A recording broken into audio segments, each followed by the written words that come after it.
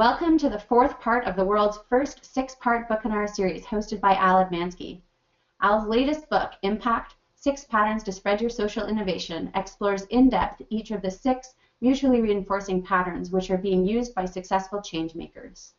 Each 1-hour session in the series, Al will focus on one of the 6 patterns identified in his book and interview the person who revealed the pattern to him, both through their convictions and their work. Today's Bookinar is entitled Create a Container for Your Content, and Al has invited his special guest, Jason Mogus, Principal Strategist at Communicopia, to join him. I will now turn it over to you, Al, to begin your conversation with Jason about creating a container for your content. Thank you, Christy, and hello, everyone. Welcome to Creating the Content for Your Container.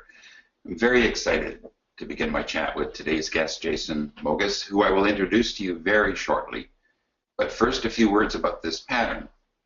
It can be painful, lonely, and heartbreaking in the changemaker's journey to realize that, 1, the world is not beating a path to your door, despite the demonstrated value and need for your innovation, and 2, to realize that despite your shiny new solution, the sharp, distinctive edges of your innovation are in danger of being eroded or isolated or forgotten.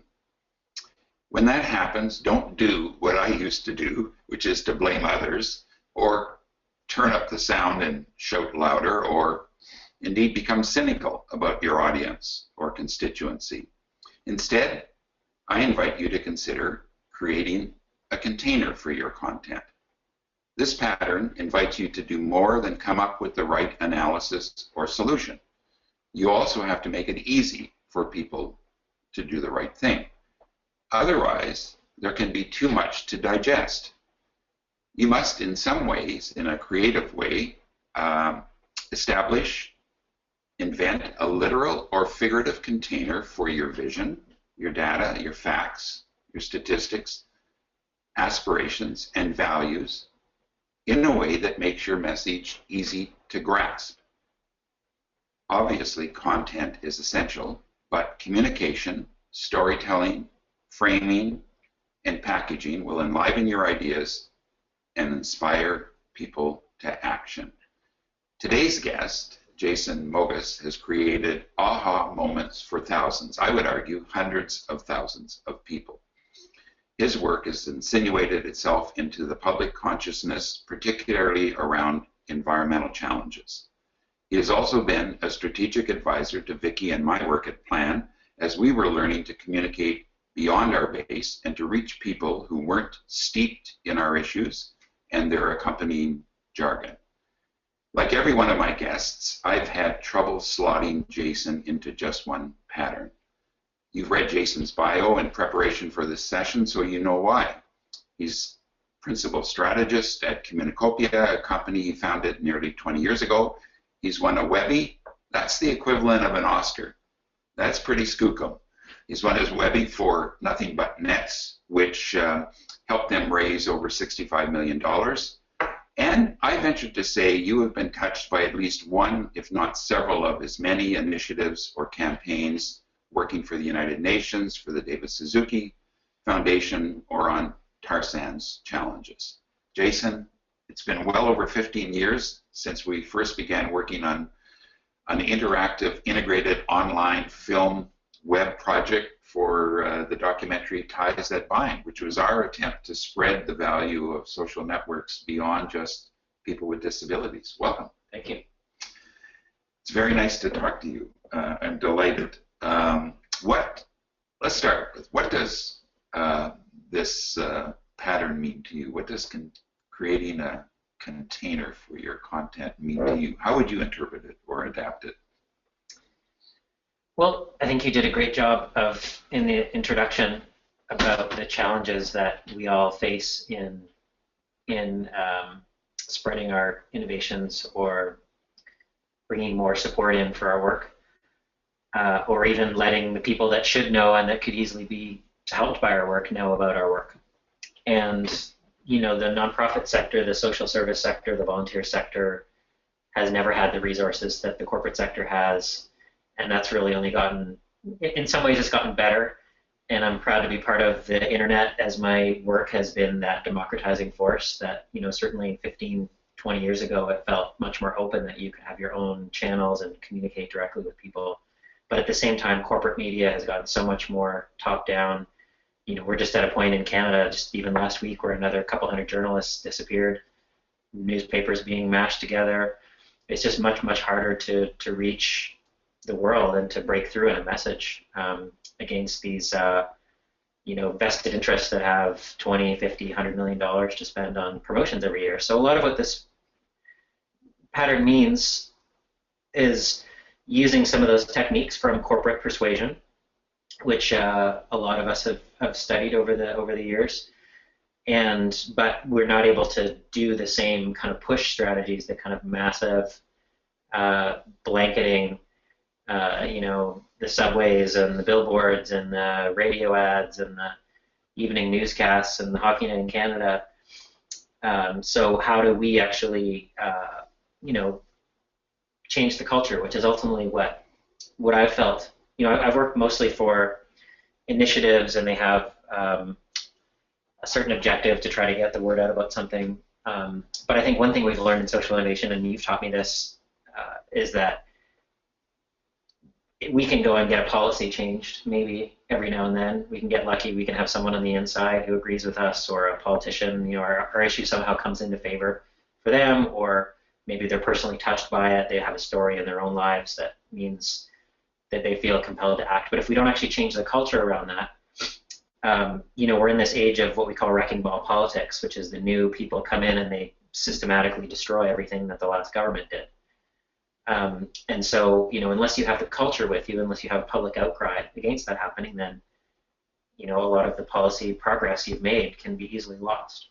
Mm-hmm. And the environmental community in particular, just the last thing I'll say about, I approach communications always from a very humble place, or always. I've learned over the years to be much more humble about our abilities, because clearly in the field of environmental protection, you can't say that we've done a very good job of helping slow the destruction of our ecosystems or over the last 20 years. And I don't take that all personally, like it's all our fault.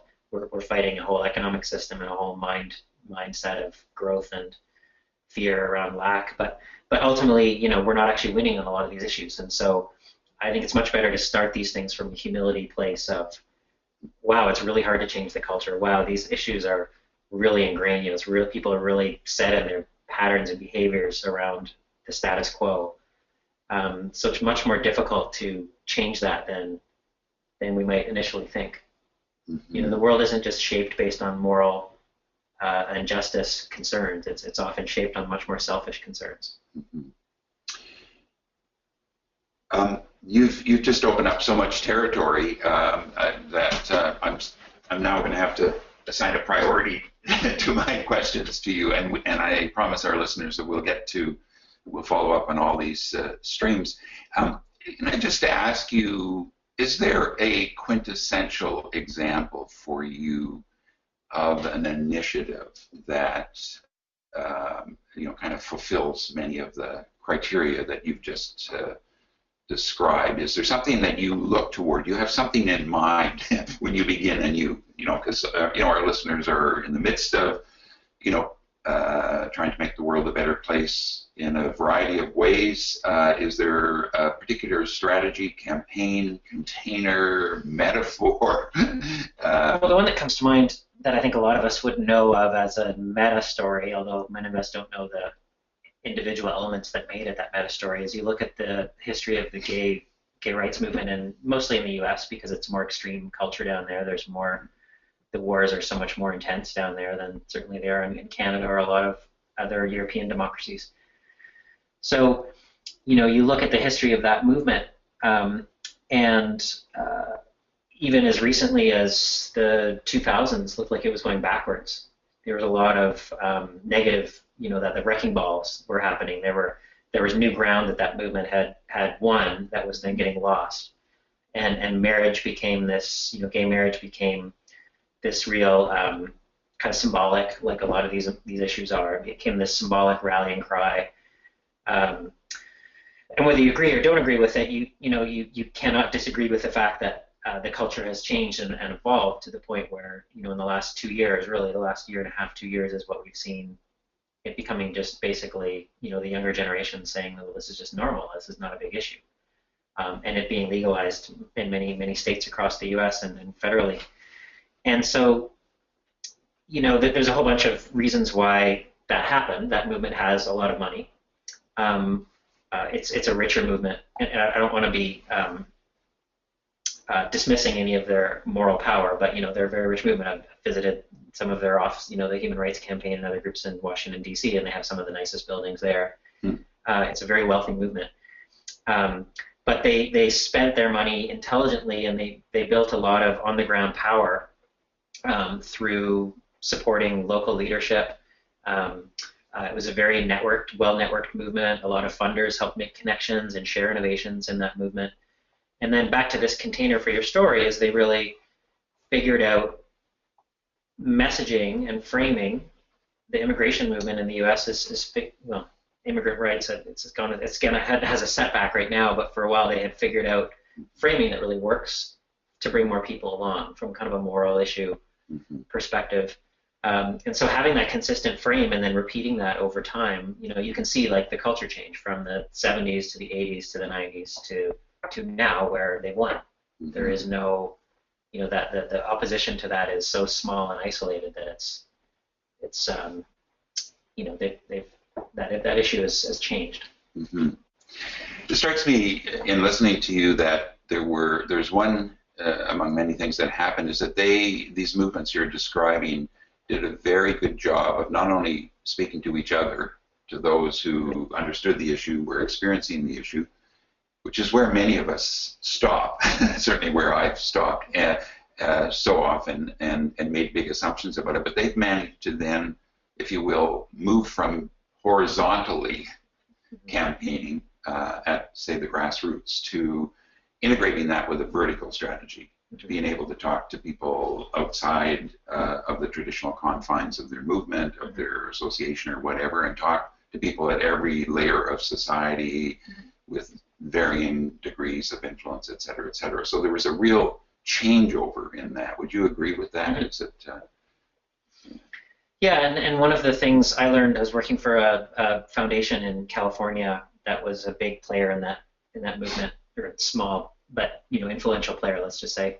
And one of the innovations they had just found, this was about 5 years ago, and they found it through, I think it was in the Midwest, where one of their grantees had figured out that the biggest way to change the culture around that issue was to actually have a direct conversation at the dinner table, which is what, especially as Canadians, I think we're just totally afraid to do.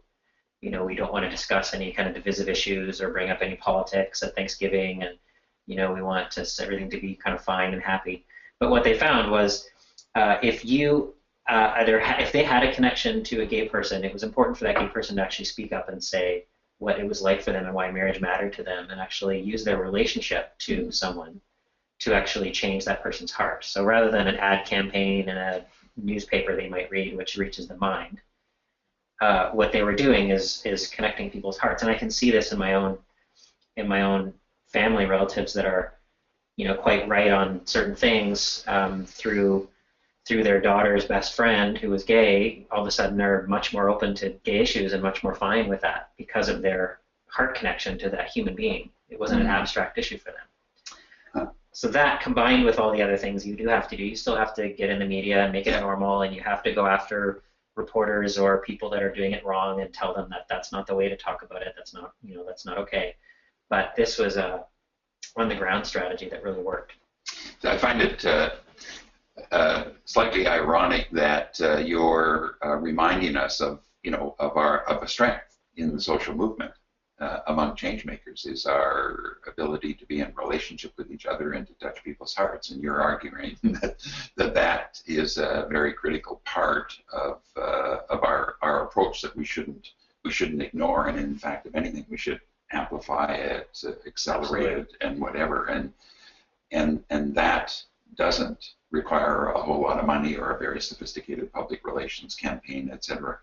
Well, so here's the challenge. I think you asked the question, I don't think I've quite answered it yet, which is what does this pattern mean to me? And I think one of the big insights I've had over doing communications for complicated policy, moral issues for 20 years is that the people that communicate them, or the people that work on these issues, tend to be very mental and tend to be very interested in the facts, and we're kind of trained to be unemotional in a way, and that we have to go back to the research, and it's great that we're founded, grounded, if you will, in policy and truth.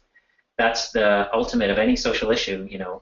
Martin Luther King or Gandhi or anything on a much smaller scale. We always, your work, there was absolute truth in the moral, in the justice of your cause. It was not in question. People were being completely unfairly treated, or it was completely inappropriate response to a crisis. And so, but the challenge becomes if you let the people that are grounded in that research then tell you what the message should be in the newspaper, it just goes over 99% of people's heads. And this is the challenge I had to learn, is as a communications person, I actually had to stand up to those people, strong-willed people, lawyers, scientists, maybe they had an engineering training, and say, that's great. I'm glad that you gave me that, really long, complicated paragraph about what this thing is, but what we're actually going to call it is this 3-word thing. And that might make you uncomfortable that I've taken your 80 words and made them 3. And you may actually even feel like those aren't, that's being kind of manipulative. Sometimes they think that, but the ultimate truth is, or the challenge is you just can't communicate an 80-word, complicated, dense, grade 12 education, university education to mass audiences. And it's not that people are stupid; it's that they're distracted and they're not paying attention, and they have way less of a interest in the details. You've got to kind of boil it down to emotions and myths, and so that's one of the great challenges I think of communications in this world is I don't change what we do on policy. Like, the policy people are generally in charge of this movement, and they decide where things need to go and what the most important priorities are. But what communications people need to do is have an equal seat at the table. And you found this in political campaigns starting about 15, 20 years ago. That a communications director or a media director was at the same level of a strategic advisor to the candidate as the policy director was. And then, and for those of you in British Columbia, one of the stories of the NDP losing the last election here was Adrian Dix is a policy wonk. He was the premier candidate, and he didn't have a communications person in his inner circle. He didn't listen to that advice. This was in 2014, or it might have been 2013, but it was recently. And he communicated this super nerdy, complicated policy agenda that none of it really landed. And Christy Clark, who basically is the opposite, she's our premier and she is extremely strong in communications. She has, I think, more communications people working for her than policy people. So the other extreme that I don't advocate for, but it seems to work for her, is she had one message, which was jobs, and she had a hard hat on wherever she went. So she used symbolism, mythology, and simplicity to communicate, whereas this other candidate who failed used complicated, dense, multi-point, with very little symbology or mythology involved with his communications, and people didn't know what he stood for. Yeah. One of the takeaways for me is, in what you just said, Jason, is we're not talking about pure public relations here. This is anchored to to values, and to aspirations that we have to make the world a better place. Otherwise, it swings loosely in the wind and can go any way you want. And so we're not in business. So that's perhaps a difference. What you're talking about is using some of the tools and the disciplines that come out of public relations, out of communication, out of marketing, perhaps. But making sure that we stay anchored to what we believe in and to our constituencies and to our beliefs around social justice or economic justice or environmental justice. It's easy for me to say that, but I have to say, in reflection, I've often become the dragon I was out there slaying, and got all caught up in the campaign and in the so-called fight, and in fact use military metaphors and analogies, which I which I refuse to do now. So I just want to take you back just a step here and talk about mindset. First you mentioned, at the start, you have learned to be humble, in this domain, and I'm interested a little bit more in how you prepare yourself for that. I know, in the past, I don't know if you still do, but you meditate and you do yoga, you have an active practice.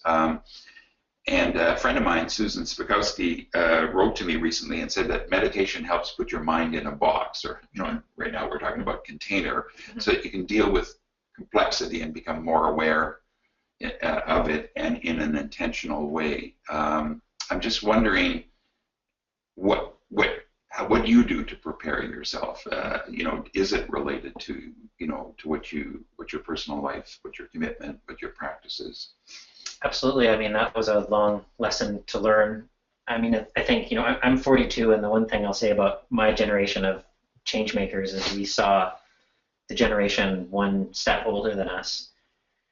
Many of us saw that they worked really hard on these really complicated issues, and they didn't necessarily do their own work. And a lot of the organizations they ran were dysfunctional, and I found myself in that exact position. I started my business when I was 25, and we had 12, 15 staff, and we're doing all kinds of, I was doing websites, which is how we first met many years ago, for social change people.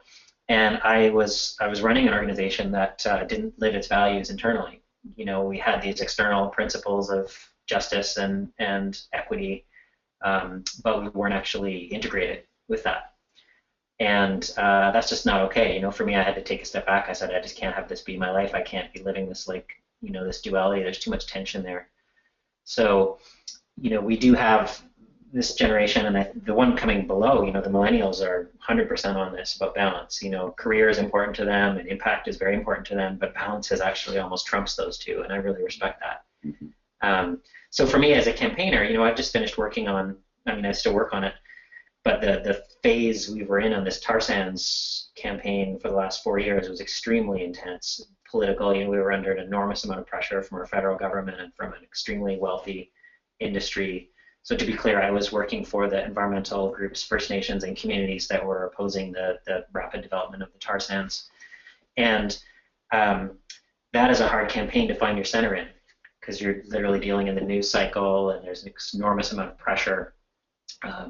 Very complex campaign, collaborating with 60 different organizations with 60 different priorities and different cultures with First Nations. So definitely for me, finding that space every day, I meditate every day to, clear out the noise and listen to what's really true. And as a communications person who works a lot in digital and in social media, what I've basically found, I noticed this going into the Copenhagen climate talks 7 years ago when I was working for this very complex international coalition. There was so much noise, both externally and that we were creating. All these different groups had videos to launch and had different websites they were trying to push. If I just jumped at every opportunity or ducked at every bullet, maybe that's not the right, but if sure you should duck every bullet, but shoot every target maybe, you end up, you get nowhere. And what I had the luxury of doing, I learned in that project because I worked for this coalition, is I could pick and choose what I felt. Both what I thought, I could analyze it and say, well, is this actually good content? Is it developed at the right time? But also what I felt, is this a moment? Is this thing actually going to take off? Yeah. And with limited energy, really energize things that felt like they were going to go somewhere. And that's how I approached the tar sands campaign for the most part as well.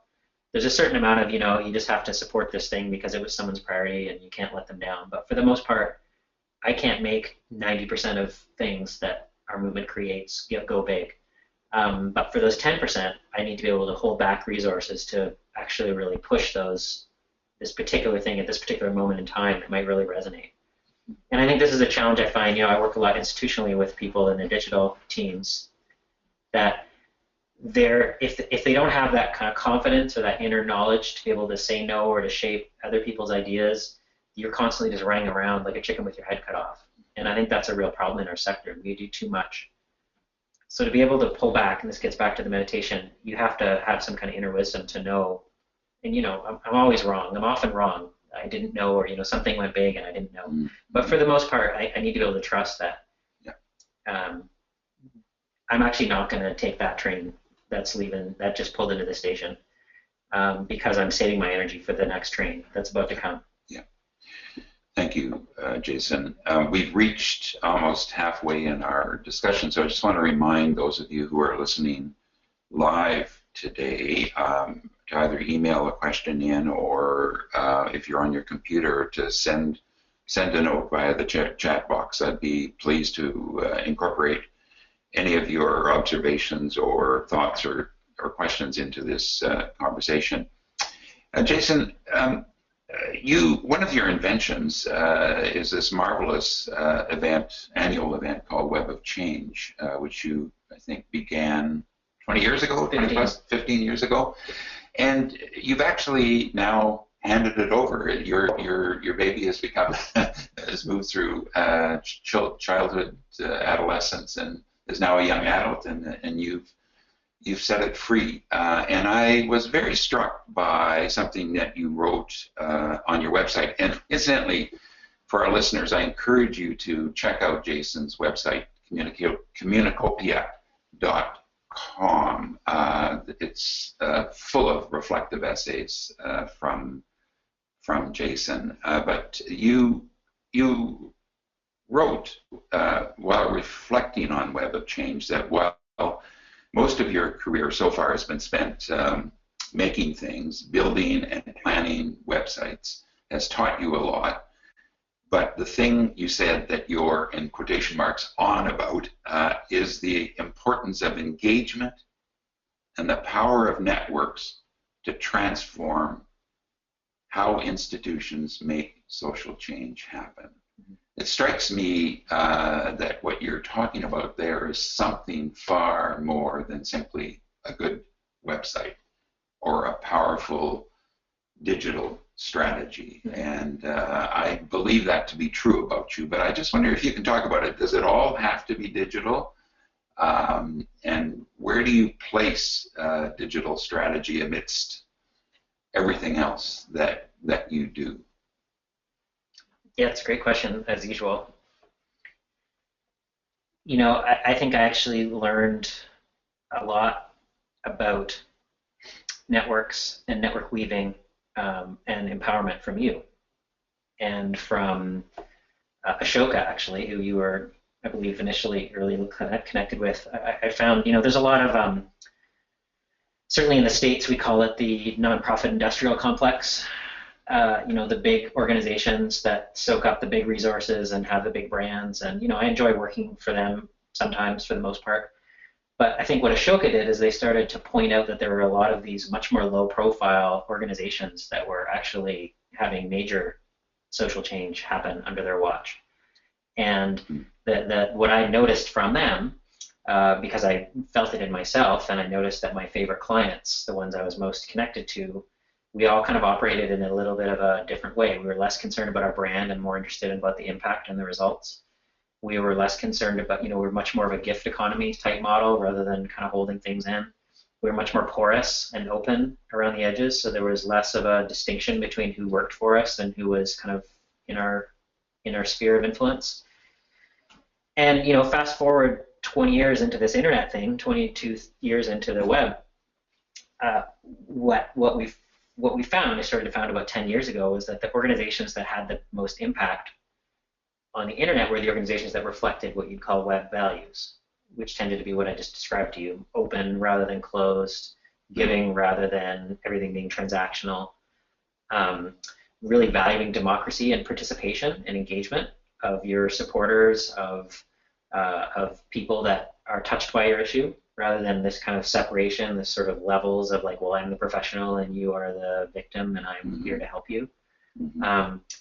And seeing things in a much more networked way, you know, movement-centric thinking rather than organization-centric thinking. So you're thinking about all the different players involved in a particular issue rather than like, well, I'm my brand and I only work for people like me and everything I do has to be about me. So these behaviors, if you will, of institutions, ultimately it's just kind of a functional thing. If you want to actually succeed in propagating your idea and really spreading it, you're more effective, we found, by using those values, you know, those behaviors which are ultimately rooted in values. I mean, you can't just like this is what I find. If you've been trained particularly in like public relations or in certain types of communications of message control and top down and pushing things out, it's very hard to just like take the internet and run with it because you don't actually value that. For example, a lot of people in communications really struggle, or with organizations, policy people struggle with making mistakes in public or releasing something that isn't perfect. If I read Jean Vanier or some of what you've written, I mean, clearly people that are very comfortable with exploring ideas in public, you don't have to be an expert. You're not trying to show that you know something all the time. It's just a completely different orientation.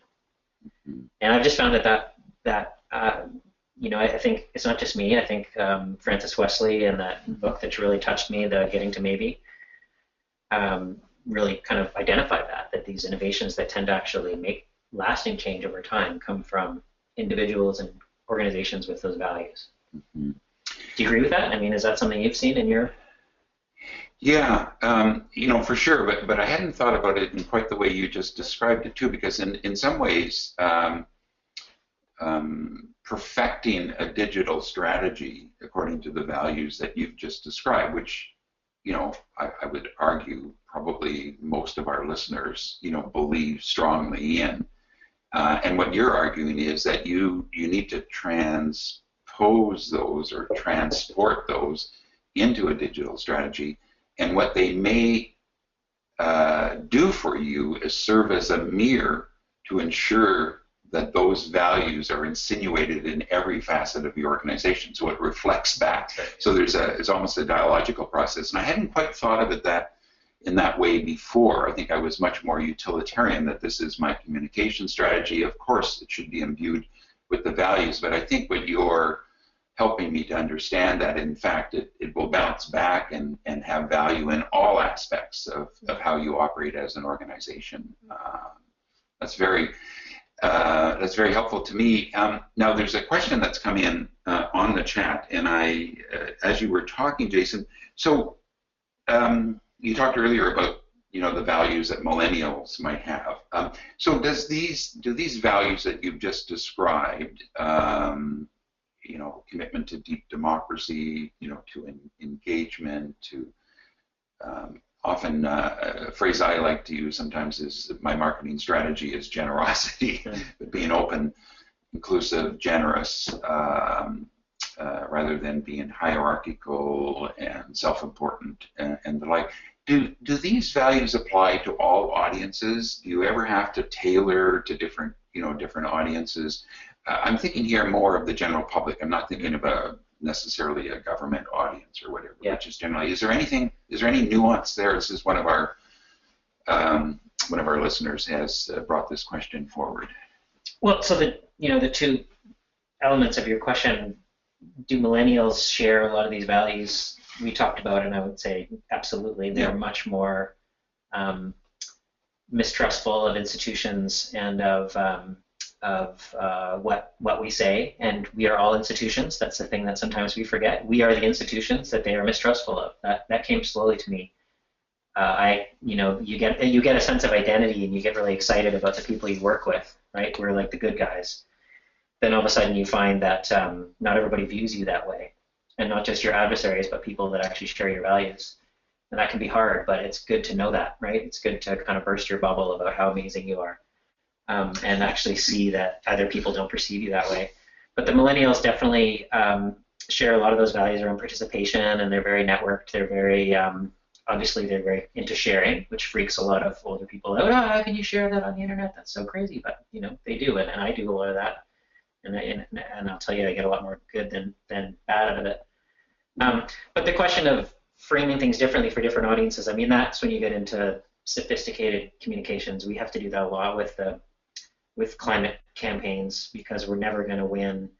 We're never going to transform our economy by just speaking to the 30% of people that believe that the earth is sacred and that we're trampling on creations, that there's something kind of inherently wrong with our modern lifestyles. We actually have to talk to people that value security and risk, to conservative minds. We have to talk to people that value materialism and new. It's one of the great reasons why the climate movement has really failed, and maybe up until recently, to change the culture, is everything is always framed by the same kind of people, and we're always talking about global devastation and how dare you, and this is terrible, and we're so mean, and that actually kind of tunes people out, and it doesn't really work for these like massive majorities of people that are completely different than most of the people that work in nonprofits doing climate communications. And so, again, that humble approach kind of helps. Coming back to that humility of like, okay, this is hard. This is hard work, Jason. I love it. I love it. You're pushing me all over the place here. So this is great. I want to make sure I got that phrase. We are the institutions. How did you complete that phrase? We are the institutions that many people don't believe in anymore. Yes. They don't trust us. We are the institutions that people might not believe in, or that people no longer trust. That's been very hard for me working in climate for the last few years, because even some of our allies will say, well, you just make stuff up and you don't have any science and you're shrill and you just invent things and you're just extreme, and they say big oil is on one side of the debate and you guys are on the other and you're both lying. And so somehow the truth is in the middle. And that's really hard, right? Because we actually are a very science-based movement. Yes. Very little that we do is ever not based in science, climate science, and the science of poisoned waterways and how much life can be sustained in a lake that's destroyed. That's science. But because we communicate about it and because it's controversial, we're told that we are. They have to kind of cut us out as well, and like the truth is somehow in the middle. It's just, I think it's one of the problems with modern journalism as well. So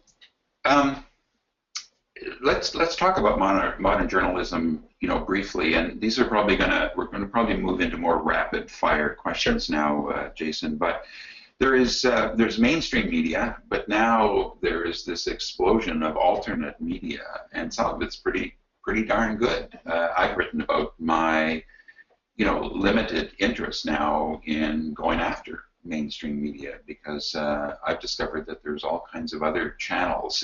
They're not even back channels anymore. There are other ways in which people are communicating with each other. But of course, we don't want to ignore our mainstream media. They reach, millions of people, and but regardless, they are also, as you just suggested, framing the debate often in a polarized way, which is why many of us are moving away. It seems to be kind of the sanctity of a certain type of journalism is to present two points of view, even though the other point of view might be in an extreme minority. I realize I'm simplifying it myself, but I'm just curious, your thoughts on mainstream versus alternate media, and the range of alternate media, from Twitter to Facebook through to journals like the Tyee or solution-based journalism that's being pioneered by David Bornstein through the New York Times, etc. Your own thoughts on that, how you factored? Well, one thing we realized as a community a few years ago, and some of this I learned from the big corporate groups, there's a concept, if you're really interested in this, called the Four Clovers, and it's a company called Edelman that came up with this. And it's essentially saying that the mainstream media, the top-tier media, or what some in the kind of diplomatic corps call the serious journalism, they've lost a lot of influence in the last 20 years, but they're still extremely influential. If you want to change thought leaders' opinions, if you want to reach decision makers, particularly in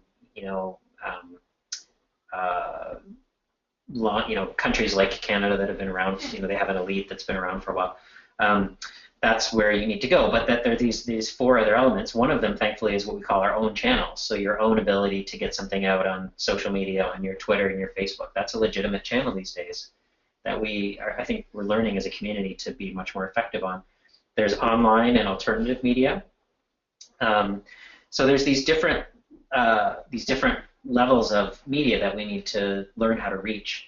And it's different from just getting a press release out in the Wall Street Journal or getting a quote in the Globe and Mail. Mm-hmm. So I'm glad you touched on that, because I wanted to actually dive into this a little bit. So the four clovers of outreach. Now, you've also written about this as well and adapted that. I think there's an essay on this on your website, and I pulled this out.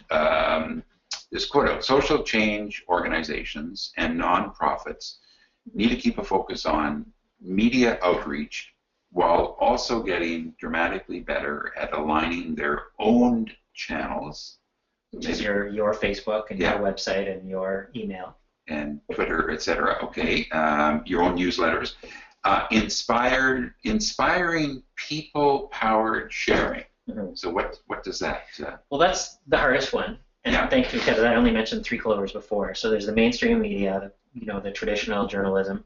Yeah. Then there's the online, and there's a lot of Tydees and National Observers and more kind of alternative press that we can often miss. We kind of forget about in our efforts to get that Globe and Mail quote.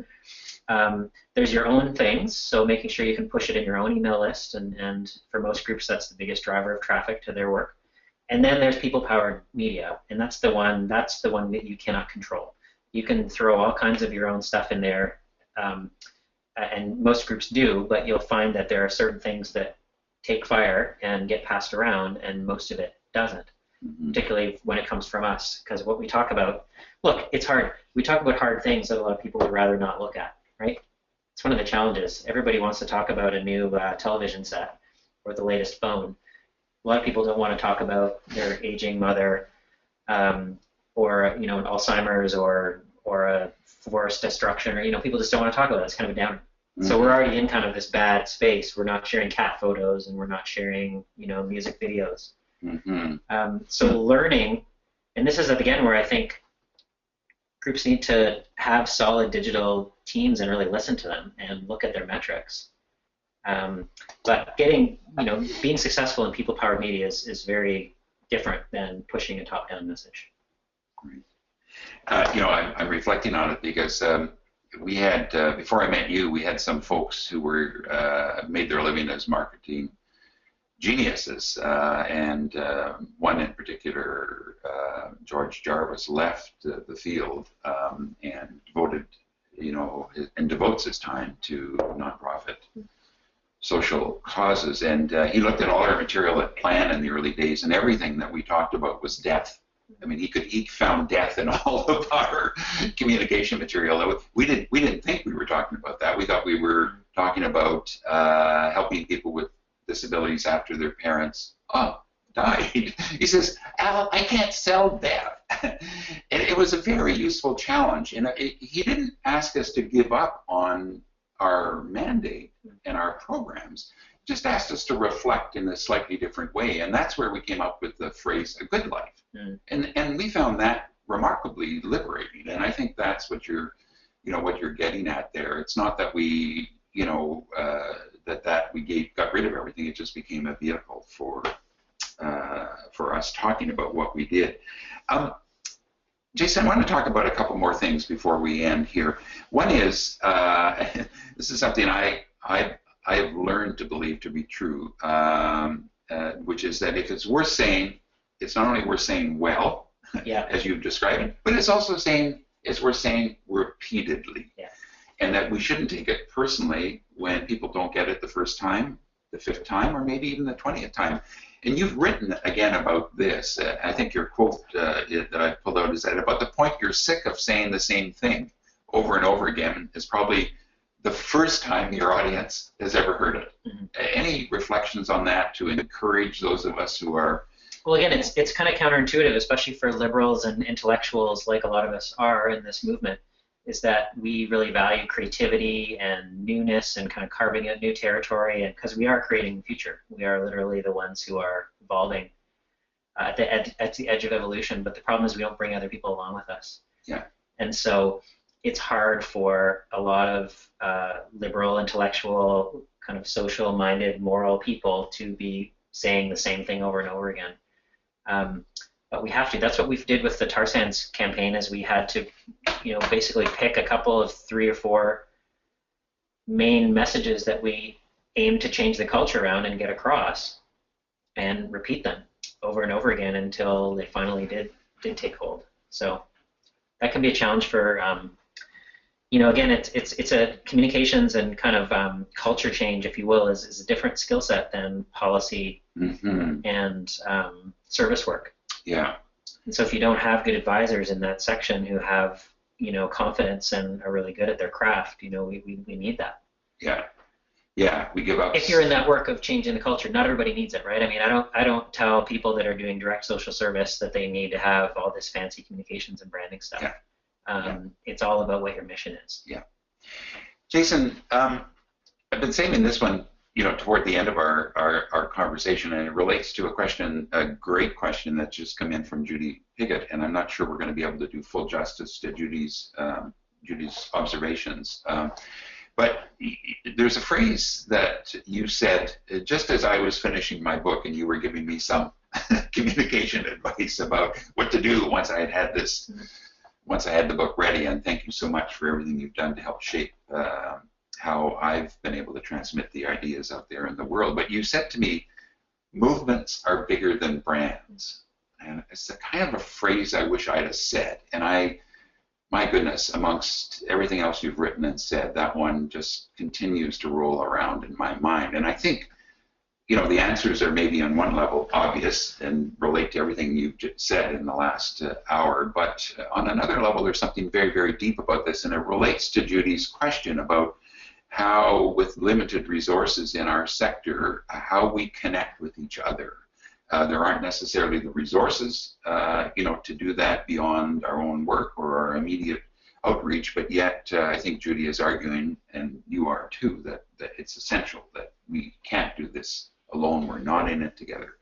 And so how do we use some of the tactics, techniques, methods, strategies, mindsets that you've been talking about today to get to the kind of power that you've described about movements? How do we nurture movement so that, in fact, we can live this experience that movements are bigger than brands? Mm-hmm.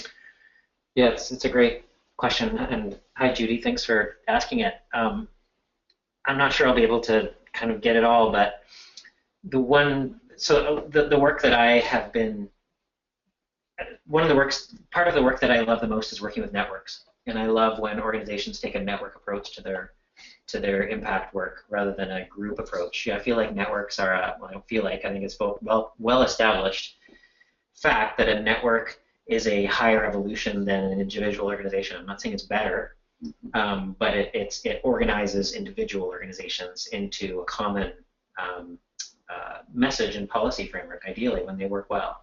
So then when you go to government or you go to the media, it's very clear what it is that you stand for. Now that's very complicated work because you can't possibly stand for all the diversity of the movement, and there are people at the fringes and at the edge that have much more crisis or risk in their lives than many of us that are professionals that get paid to do this work. And so, there's a lot of politics involved with that. But basically, I think one of the meta challenges of our sector in the last 30 years, and I've only been doing this work for 25 years, so I can't really speak towards the big arc of, but what I've heard from people of your generation and others is that we actually used to be a very democratic movement, that a lot of organizations that did social change grew from grassroots moment. There was a crisis and a couple people stepped up and tried to solve the crisis and advocate with government and organize resources. But then what happened is, and I've heard this story from UNICEF and from Eco-Justice, and they started in this really kind of grassroots way. They become professionalized. They have an office in Toronto and in Vancouver and much more staff-driven. And it's too complicated to have all these chapters and to have all these committees, and let's just have it be us, our staff, making these decisions. Mm-hmm. And so what you end up with is this, the movement of people that cared about Africa, that cared about international development or cared about community development is huge. And then this organization thinks it's the movement. This organization of like 7 people that has an email list of maybe 7,000, and then it's doing important work, but they think they can kind of get confused that we're the ones who kind of take care of this issue, and so we become kind of narcissistic in our communications and think it's all about us, and we become about protecting our institution. So I think that movements are bigger than brands is this kind of popping our bubble of like actually the thing that people care about is this movement that they're in. And they may not even know that they're in a movement. They just care about an issue where it touches them. Mm-hmm. So it's just a reminder that we're not the. Anyways, back to Judy's question: is there certain techniques, though? I can say that making connections, having phone calls, talking about shared messaging, talking about research that you've seen, you know, sharing resources. Oh, we did this focus group, and this is what people actually think about this issue. Having some communications people, strong people in that if people in that movement can start saying similar things in their own way, in their own unique way, then that's when you start to get a message through. And government likes that. The media likes that. They like to know, what do the environmentalists think about this issue? They don't want to hear that Dogwood thinks this way and Sierra Club thinks this way, and because they're not going to call those 3, they're not going to call 9, they're not going to call 36 organizations. They're going to call 1 and they're going to get a quote. And so your responsibility, if you're the one that gets that quote, is that you're using language that brings the whole movement along. Yeah, I would think that this is an example of where the internet is a major assist when we have limited resources. I have been, you know, astounded at the number of people in my area of work. One of my areas of work, the disability world, the number of bloggers that are out there who have their own audience, and so, and you know, if you were to knit all of those together, you would have a strong basis for a network of networks, which leads to a movement. Doesn't require as much time as you think, and people are already creating material. They've got their own audience and whatever, and so this mindset shift that you talked about, of shifting from thinking our organization is the movement to maybe thinking about how our organization can serve the movement or movements we're part of, and then that are already out there. And that's a really good, maybe that's a practical note for wrapping up here, is that every movement, every sector has those individuals that are creating content for free. And you need to find them if you don't have them already, and empower them, and even, you know, give them some of your scarce resources so that they can grow, because that, I can tell you now from looking back on social change that happened, you need that infrastructure in order to change a culture. You need people that are talking about your issue that aren't just you, because again, back to this trust thing, you're not trusted necessarily. A third party is trusted much more than you, and you know, my experience comes from these bigger issues around Iran, America going to war with Iran, or I've done a bunch of research around how they change certain votes in Congress or certain moments, and a lot of it comes from that kind of alternative online media infrastructure that these groups are connected to. So that's something very practical I think we can all do in the next 6 months, is build more relationships with people that aren't you, that aren't controlled by you, that aren't paid by you, but that have that shared values and may have even a bigger platform than you do. Yeah, right. Jason, this has been great fun for me, and I don't know if it's obvious to our listeners, but Jason came over to the house, so we're sitting in our kitchen doing this. So it's been lovely to sit across from you. I feel like we've just begun. I am confident that you've inspired a whole bunch of new change makers to thoughtfully consider what you've reminded us of. So let me just conclude by saying thank you, and encourage people to go to your website, grab one of your essays. That's enough to reflect on for a whole month. They're chock-a-block full of wisdom, and look forward to when we meet again. And Christy, thank you and your team at Tamarack for hosting us once more. Back to you. Thank you so much again, Al and Jason, for sharing your insights and perspectives with us on the call today. And thanks to all of you for joining us. And we really appreciate all of your comments and questions that you brought to the call today. A big thank you again to our partners who have helped make this series possible: BC Partners for Social Impact, Planned Lifetime Advocacy Network, Social Innovation Generation, ABCD in Action, and Ashoka. Last but certainly not least, we would also like to thank our supporters: Human Resources and Social Development Canada, the Maytree Foundation, J.W. McConnell Family Foundation, and the Province of Ontario for making these calls possible. As promised, in a few days, we'll send out an email with all of the links to the audio and other materials related to today's call, including a code for your free download copy of Al's book. We also welcome your feedback on these calls, so please do email Tamarack to let us know how we're doing. We also encourage you to go online and register for the next and final session of this series, which will take place on Tuesday, February 2nd, from noon till 1 p.m. with Darcy Riddell, who's the Director of Strategic Learning with the J.W. McConnell Family Foundation. for the pattern "Who is as important as how?"